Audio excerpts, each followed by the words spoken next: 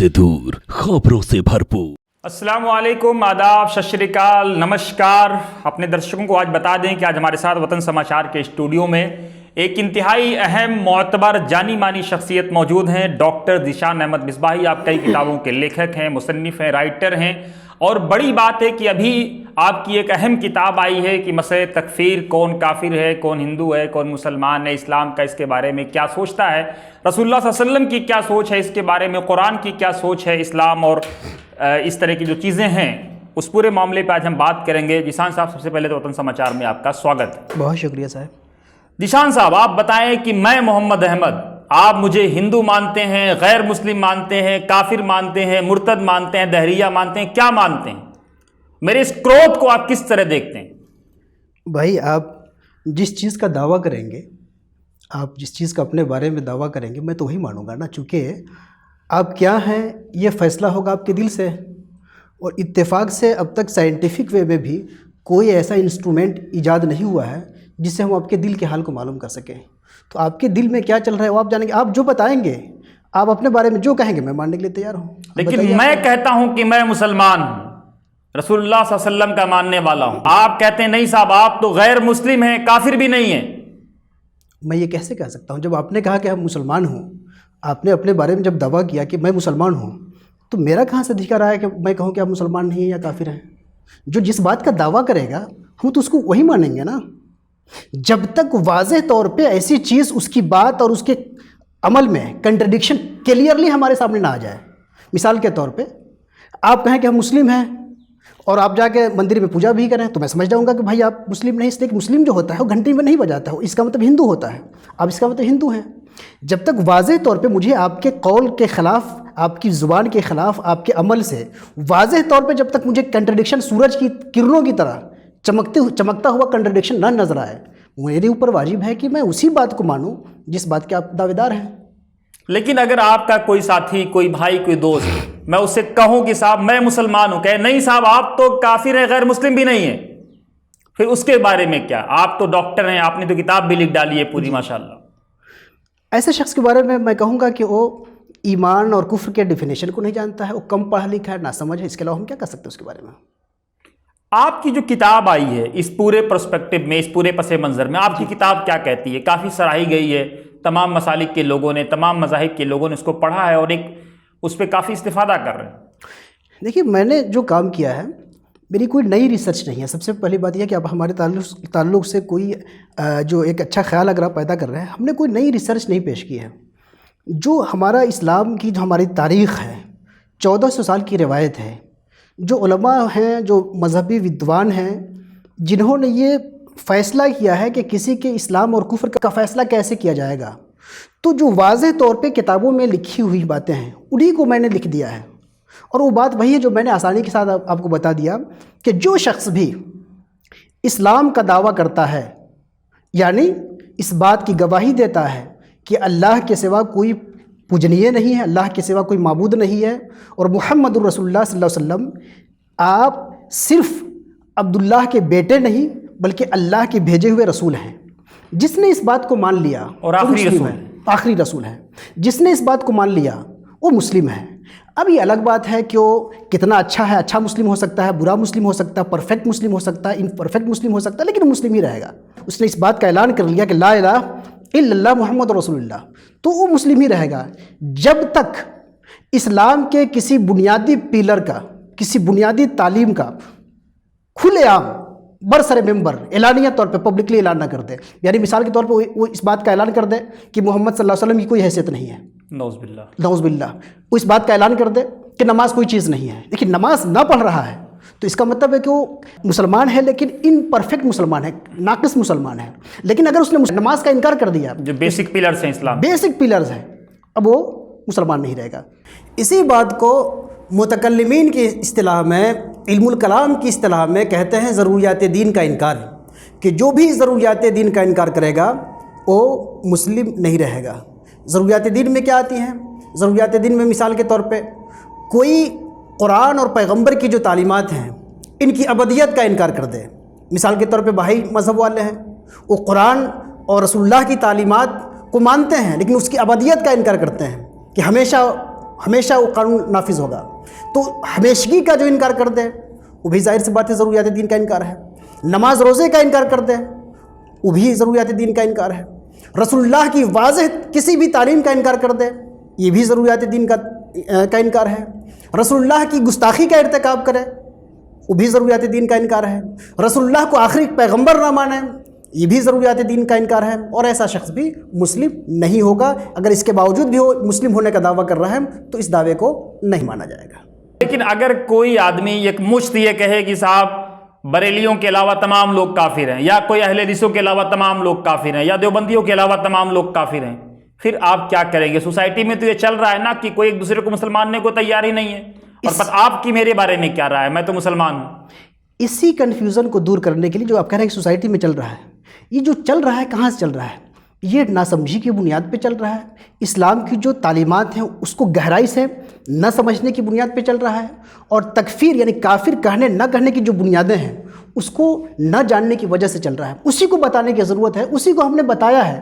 اور یہ ہم نے اپنی طرف سے نہیں بتایا، وہی جو ہمارے علماء نے جو باتیں لکھی ہیں اس کو ہم نے پیش کر دیا ہے. اور رہا کہ اگر کوئی اس طرح کی بات کر رہا ہے کہ بریلیوں کے علاوہ کوئی مسلمان نہیں، تو دراصل اس نے ہمارے جو علماء ہیں پچھلے 1000 سال، 1000 کی روایت الگ بات ہے، اس نے خود بریلی کے جو سب سے بڑے مولانا ہیں اعلیٰ حضرت مولانا احمد رضا خان فاضل بریلوی رحمۃ اللہ علیہ، وہ خود اس نے ان کو نہیں پڑھا ہے. اس لیے کہ انہوں نے بھی یہ تو بڑی دلچسپ بات ہے. وہ کیا کہتے ہیں اعلیٰ حضرت صاحب؟ وہ یہ بات کہتے ہیں کہ جو شخص بھی اسلام کا دعویٰ کرے وہ مسلمان ہے.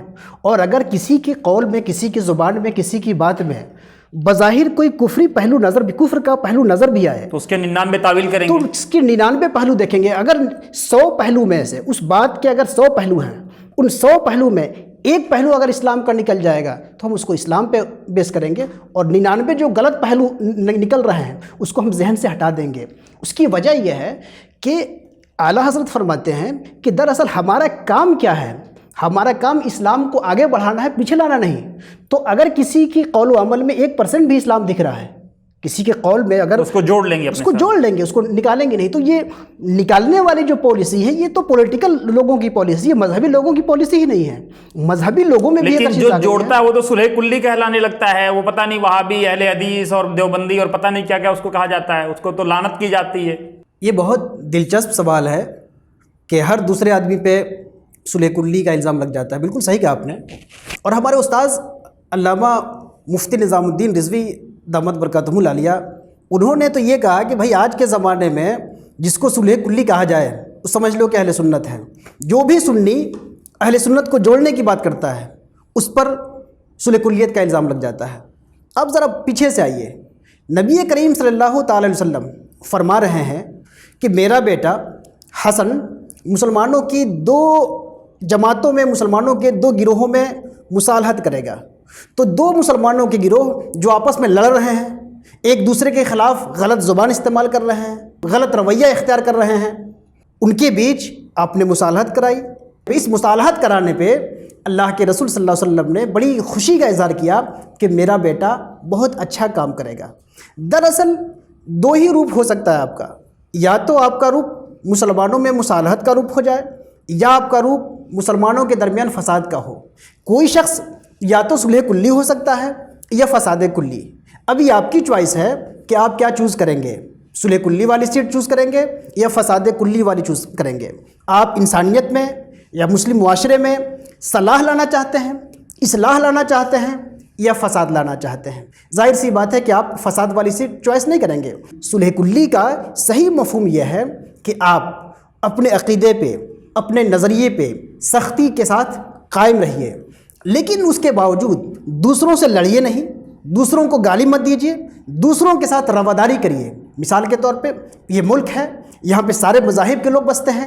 تو ایسا تو نہیں ہو سکتا ہے نا کہ آپ کہیں کہ صرف مسلمان ہی رہیں گے، مسلمانوں سے ہم تعلق رکھیں گے، غیر مسلموں سے تعلق نہیں رکھیں گے.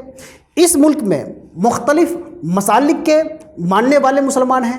تو آپ یہ تو نہیں کر سکتے نا کہ صرف ایک مسلک والے کو ہی آپ کل بنا دیں، اسی کو کل اسلام بنا دیں، باقی سب کو اسلام سے خارج کر دیں اور آپس میں لڑیں.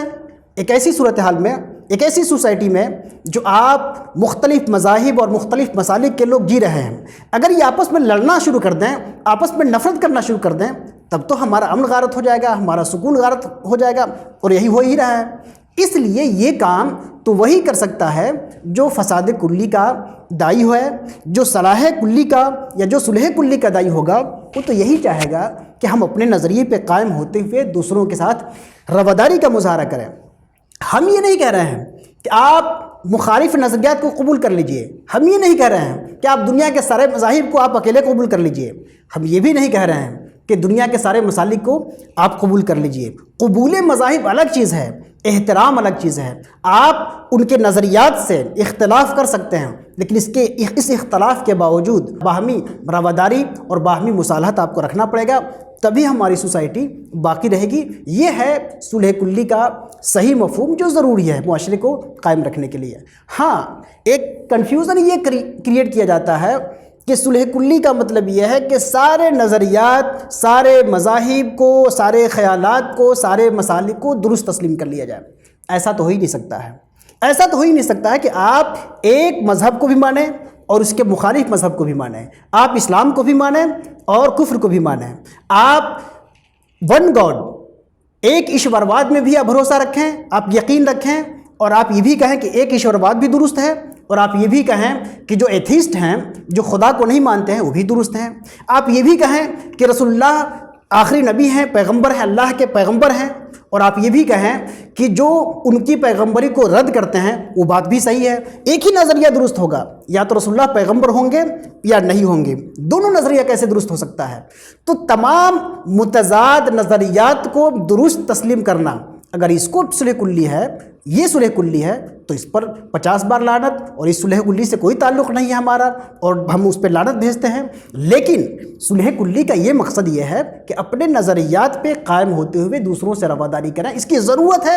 اگر ہم یہ نہیں کریں گے تو ہم اس ملک میں سروائیو نہیں کر پائیں گے، نہ ہمارا معاشرہ پرامن ہوگا، نہ غیر مسلموں کے ساتھ ہمارے تعلقات اچھے ہوں گے، اور نہ خود مسلمانوں کے درمیان تعلقات اچھے ہوں گے۔ اور اس کی وجہ سے جو ہمارے ایشوز ہیں، جو نیشنل ایشوز ہیں، یا جو قومی ایشوز ہیں، یا جو ہمارے ملی ایشوز ہیں، یہ سب ہمارے کمزور ہو جائیں گے۔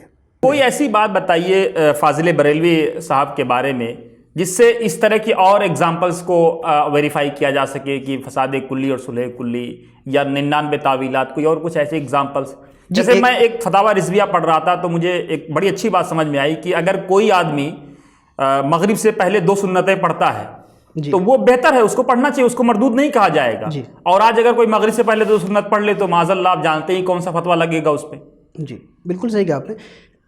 جو اختلافات ہیں، یعنی جو احادیث کی بنیاد پر جو اختلافات ہیں، یعنی احادیث مطلب یہ کہ روایتیں کئی طرح کی ہیں، تو اس میں اعلیٰ حضرت کا رویہ یہ ہے کہ وہ ایک روایت کو ترجیح دیتے ہیں، چونکہ وہ محدث تھے، فقیہ تھے، تو دلائل کی بنیاد پہ ایک رائے کو ترجیح دیتے ہیں، باقی دوسری رائے کو کالعدم قرار نہیں دیتے ہیں، چونکہ وہ بھی حدیث کی بنیاد پہ ہے۔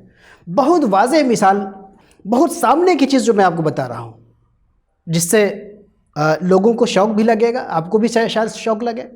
فضل خیر آبادی صاحب نے شاہ اسماعیل دہلوی پہ کفر کا فتویٰ لگایا، اور یہ بھی کہا کہ جو ان کے کفر میں شک کرے وہ بھی کافر ہو جائے گا، وہ بھی ایمان سے خارج ہو جائے گا۔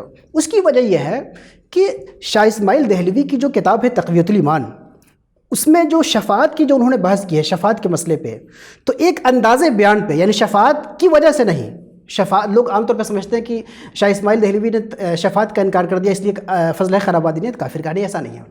شفاعت کے بارے میں جو گفتگو کی، اس گفتگو کرتے ہوئے ایک مقام آیا ہے، اس کا جو لہجہ ہے، اس لہجے کے بارے میں فضل خیر آبادی کہتے ہیں کہ یہ واضح طور پہ گستاخانہ لہجہ ہے۔ ایک مسلم، ایک مومن رسول اللہ کی شان میں اس لہجے سے بات نہیں کر سکتا، یہ گستاخانہ لہجہ ہے، بھاؤ والی بات آ گئی، ہاں، توہین والا اور انسلٹ والا جو لہجہ، اے اللہ میں تو میرا بندہ میں تیرا رب، ہاں، تو انسلٹنگ ہے وہ، بالکل انہوں نے کہا کہ بالکل انسلٹنگ ہے اور میرے اوپر بالکل کلیئر ہے، اور جب مجھے واضح طور پہ دیکھ رہا ہے کہ یہاں پہ رسول اللہ کا انسلٹ ہو رہا ہے، تو جو بھی انسلٹ کرے گا رسول اللہ کو ہم اس کو مسلم نہیں مانیں گے۔ چونکہ مسلم ہونے کے لیے ایک ضروری چیز یہ بھی ہے کہ آپ دین کی چیزوں کو ریسپیکٹ کریں، آپ فالو کتنا کرنا ہے ایک الگ مسئلہ ہے، لیکن ریسپیکٹ کرنا ضروری ہے، عظمت کو ماننا ضروری ہے۔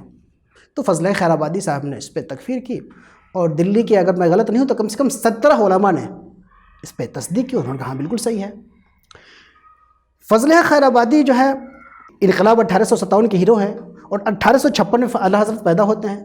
اعلیٰ حضرت کا جب زمانہ آیا، 80-90 تک جب ان کی جوانی آئی، جب عالم ہوئے، تو انہوں نے کہا کہ دیکھیے بظاہر اس میں کفر تو نظر آتا ہے لیکن ہم تکفیر نہیں کریں گے۔